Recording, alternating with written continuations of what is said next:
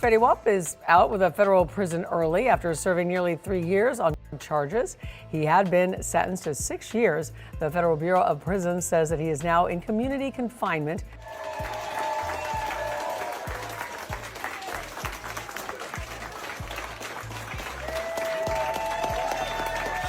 Fetty Wap just walked out of federal custody 3 years early. The same artist who dominated 2015 with Trap Queen, who was facing years behind bars, is back home. I'm blessed, man.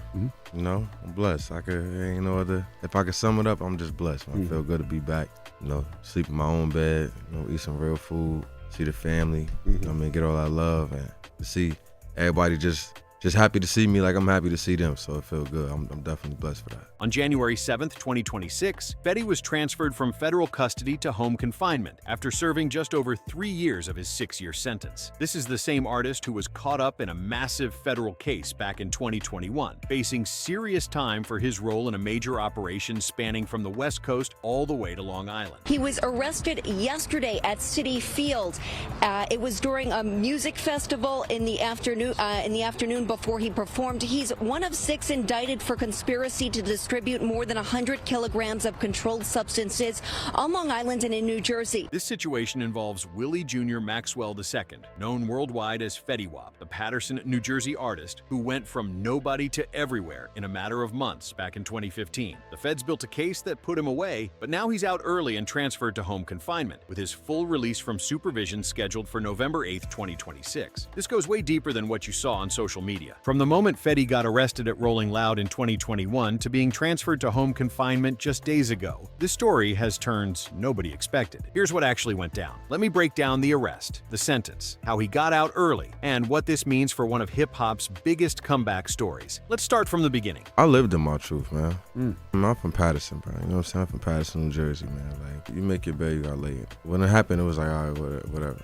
Like, let's just get this shit over with. I knew the consequences. I knew what was gonna come with it. So that was that. To understand this, you gotta know who Fetty Wap really is in hip-hop history. Willie Junior Maxwell II, known as Fetty Wap, exploded onto the scene in 2014 when Trap Queen started going crazy on SoundCloud. The track eventually peaked at number 2 on the Billboard Hot 100 and went 7 times platinum. By 2015, Fetty wasn't just hot, he was everywhere. He had 4 songs in the Billboard Top 100 simultaneously, something only a handful of artists have ever accomplished. The come-up was legendary. 679, My Way with Monty, and again, all became massive hits. His self-titled debut album dropped in September 2015 and debuted at number 1 on the Billboard 200. Fetty Wap was nominated for 2 Grammy Awards in 2016, including Best Rap Performance. I just want to thank God for this, thank all my fans, iHeartRadio. I want to thank 300, thank Paterson, New Jersey.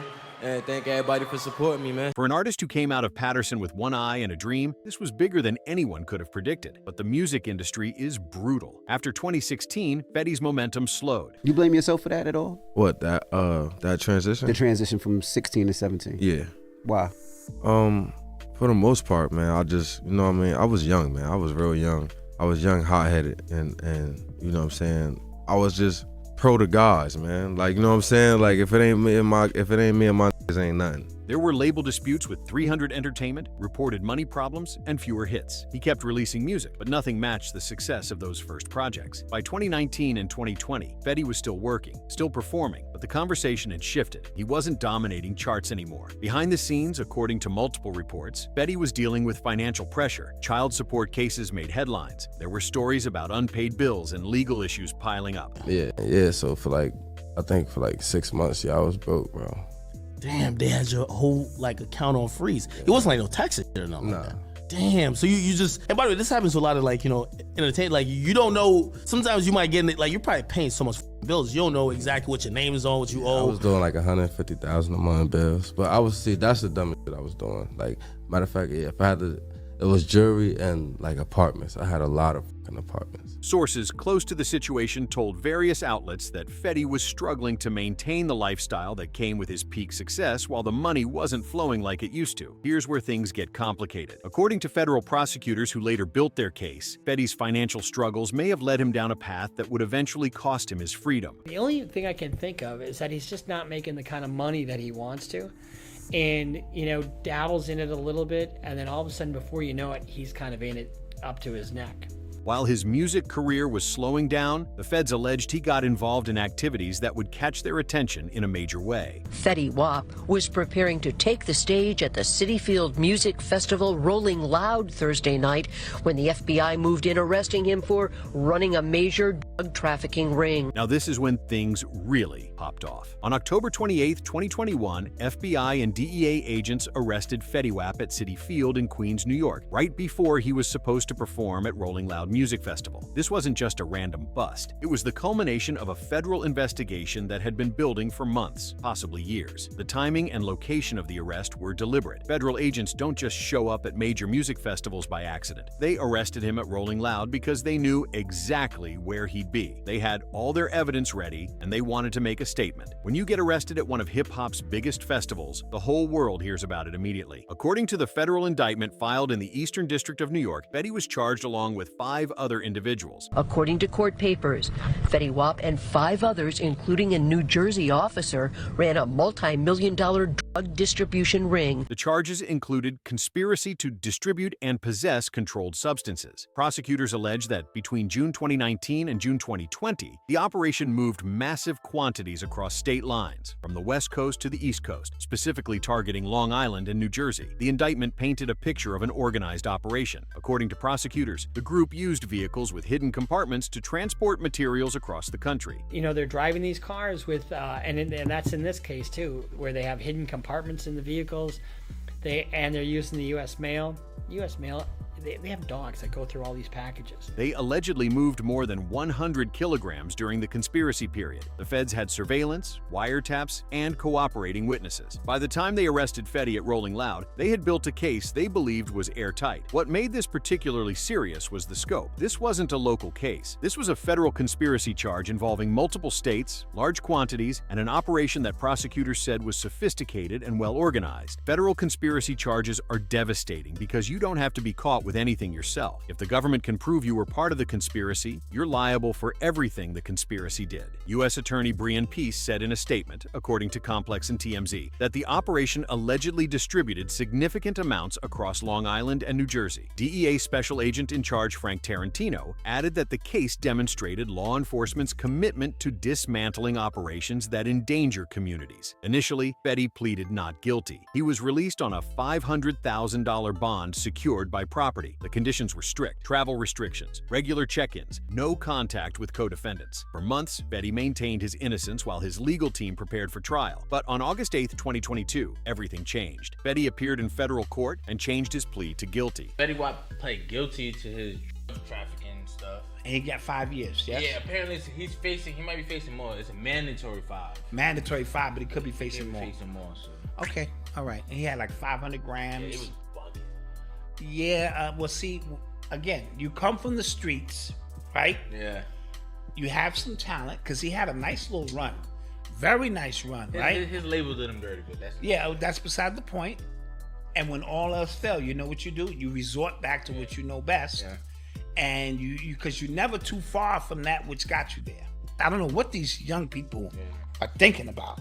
He admitted to conspiracy to distribute controlled substances. According to court documents reported by Billboard and Hip Hop DX, Fetty acknowledged his role in the operation and took responsibility for his actions. The sentencing hearing took place on May 24, 2023. Federal Judge Joanna Saber sentenced Fetty to 6 years in prison, the mandatory minimum for his charges. This was actually a win for Fetty's legal team, because federal guidelines suggested he could have faced significantly more time. Prosecutors had argued for a longer sentence, but the judge considered factors including Fetty's lack of a serious criminal history and his willingness to accept responsibility. During the hearing, according to reports from All Hip Hop and Wrap Up, Fetty addressed the court. He expressed remorse for his actions and acknowledged the harm caused to his community. His lawyers presented letters from family members and supporters describing the positive impact he'd had through his music and his role as a father to multiple children. The hip-hop community had mixed reactions when the news broke. Twitter and Instagram were flooded with reactions. Some fans expressed disappointment disappointment, others showed support, and many pointed to the ongoing pattern of rappers facing federal charges. Several artists posted messages of support, including French Montana, who had collaborated with Fetty before. Max B, who was also dealing with his own legal situation, reportedly sent messages of solidarity. The situation hit different because Fetty had been such a positive figure during his peak. Trap Queen wasn't about violence or negativity. His music had an uplifting quality that made him different from a lot of trap artists. Seeing him go down on federal charges shocked fans who remembered him as the guy singing love songs to his girl cooking in the kitchen. The industry response was mostly quiet. Unlike some arrests where rappers flood social media with commentary, Fetty's situation created more of a somber reaction. People knew federal time was serious, and 6 years meant Fetty would miss huge chunks of his kids' lives and potentially whatever was left of his music career. Radio stations covered the story extensively. The Breakfast Club, Hot 97, and Power 105 all discussed the case on air. The consensus was that Fetty had made a terrible decision during a desperate time, and now he was paying the price. Some hosts pointed out how the music industry chews artists up and spits them out, leaving them vulnerable when the money stops flowing. But here's where the story takes a turn. Fetty reported to FCI Sandstone, a federal correctional institution in Minnesota, to begin his sentence. For over 3 years, he was away from his family, his music, and his freedom. Federal prison isn't like county jail or state prison. The conditions are different, the rules are stricter, and the reality of being locked up weighs heavy. According to sources close to Fetty who spoke to various outlets, he used his time inside to reflect. He participated in programs available to inmates. He stayed in contact with his children through letters and occasional phone calls. He kept a low profile and focused on getting through his sentence without problems. The hip-hop community didn't forget about him. Fans continued to stream his music. Trap Queen still got plays at parties and on radio. Every few months, social media would have discussions about when Fetty was getting out and whether he'd make music again. Some artists mentioned him in interviews, keeping his name alive while he was gone. Then came the news nobody expected this early. On January 7, 2026, Fetty Wap was transferred from federal custody to home confinement, 11 months ahead of his original December 2026 release date. But that's not even the craziest part. According to the Bureau of Prisons and confirmed by CNN, Fetty was transferred from FCI Sandstone in Minnesota to community confinement, overseen by the Philadelphia Residential Reentry Management Office. The Bureau hasn't publicly stated the specific reasons for his early transfer, but legal experts generally point to good behavior and eligibility for home confinement programs that reduce time in formal prison settings. On January 9th, just 2 days after his transfer, Fetty released a statement thanking fans for their support. The statement was shared with CNN and Billboard. He said he wants to focus on giving back through community initiatives and his foundation, supporting at-risk young children by expanding access to education, early tech skills, and vision care. The statement was measured and focused on moving forward, but Fetty isn't completely free. He's under home confinement until November 8, 2026. According to his publicist Abesi Mañando, who spoke to CNN,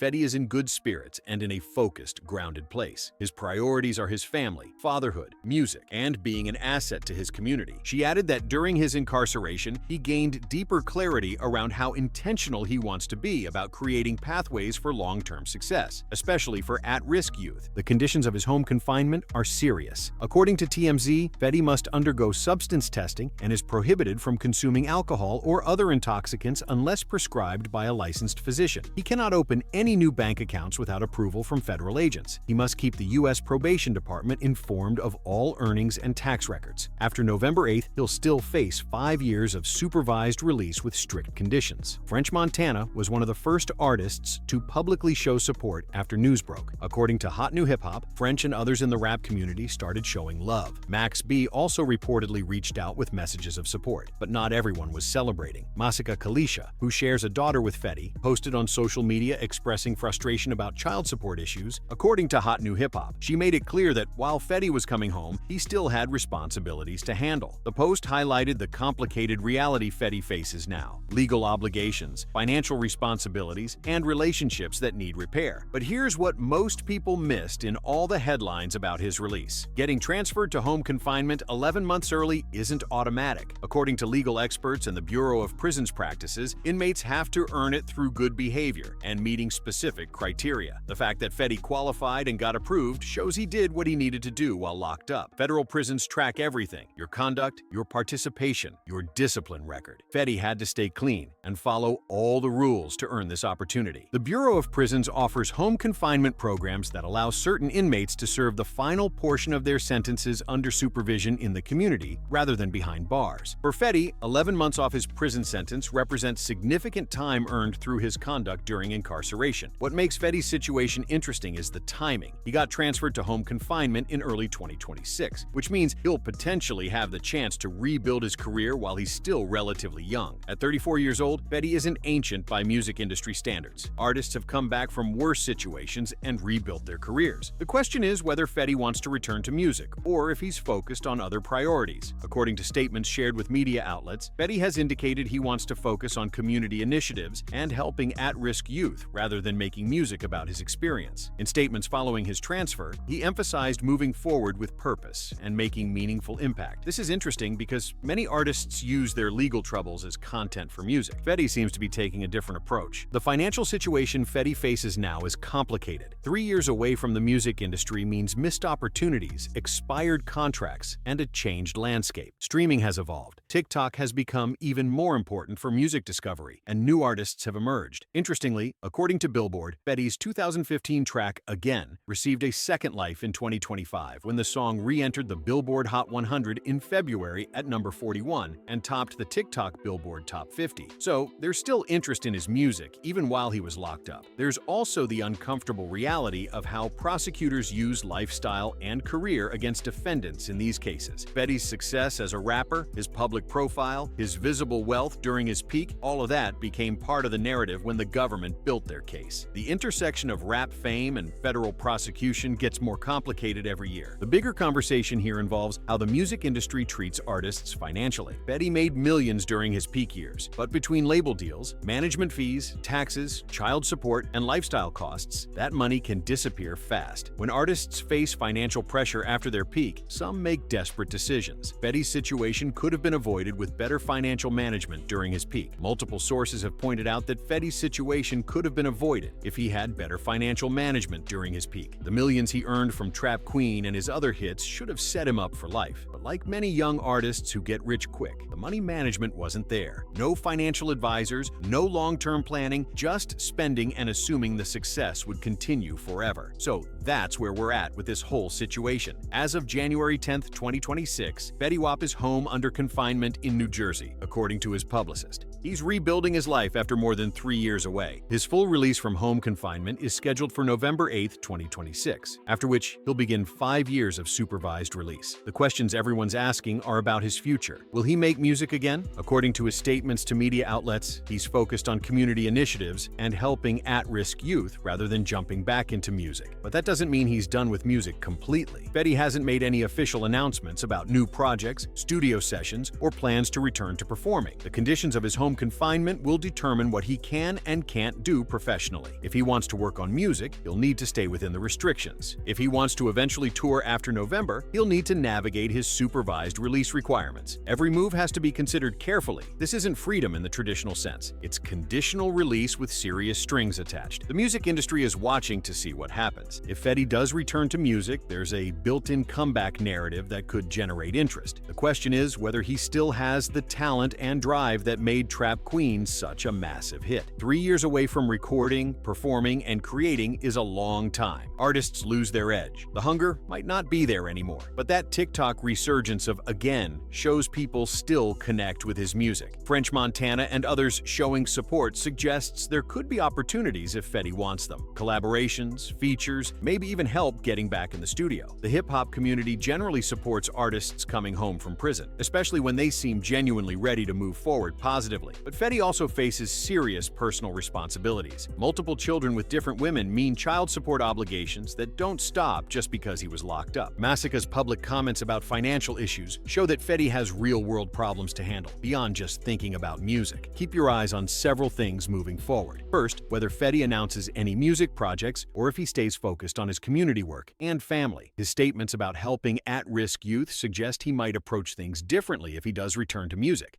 Second, watch how he handles his home confinement and the transition to full supervised release in November. Any violations could send him back to finish his sentence behind bars. At 34 years old with multiple kids depending on him, Fetty can't afford to mess this up. The next few months will show whether he's serious about staying on track and moving forward. Third, the impact on his legacy. Trap Queen is still a classic. That song defined a moment in hip-hop and will always be remembered. But Fetty's story is now tied to his federal case and his time away. How he handles his return, if he even attempts one, will shape how people remember him long-term.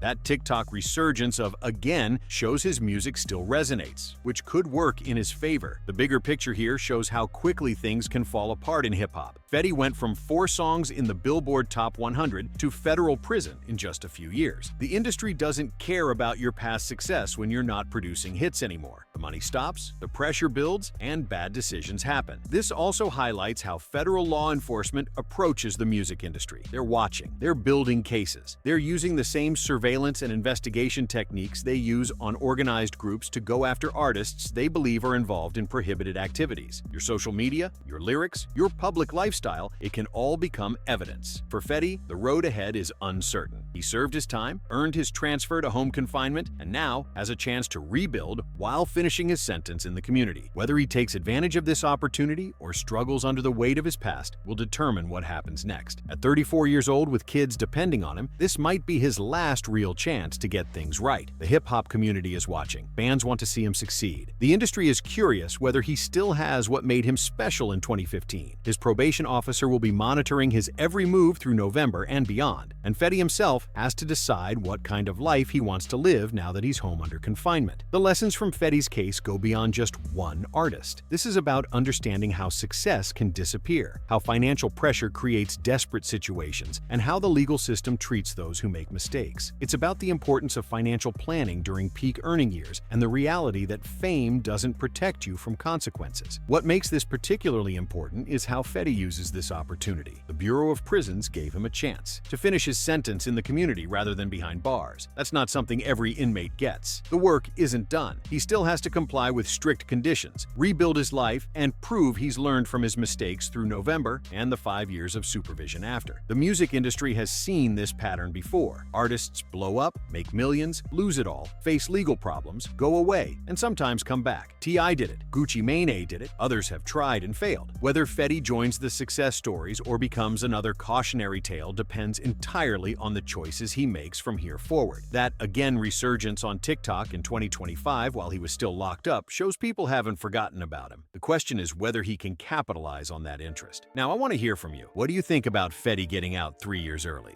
Should he return to music or focus on his family and personal responsibilities? Do you think he can recapture the magic that made Trap Queen such a massive hit? Or was that a moment in time that's gone forever? How do you see his comeback playing out if he even attempts one? Drop all your thoughts in the comments below. I read every single one, and I want to know where you stand on this. If this breakdown gave you the full story on Fetty's release and kept it real from start to finish, do me a favor and smash that subscribe button. Hit the notification bell too so you don't miss any updates on this situation as it develops. Trust me, if Fetty does come back to music, you'll want to be here when it happens. Share this video with anyone who's been following Fetty's story or anyone who needs to understand what really went down. The more people who know the full story, the better the conversations we can have about it. And if you want to see more deep dives like this on major hip-hop stories, let me know in the comments what situations you want me to break down next. I'm here to give you the facts without the fluff, and your support keeps this going. Thanks for watching and see you in the next video.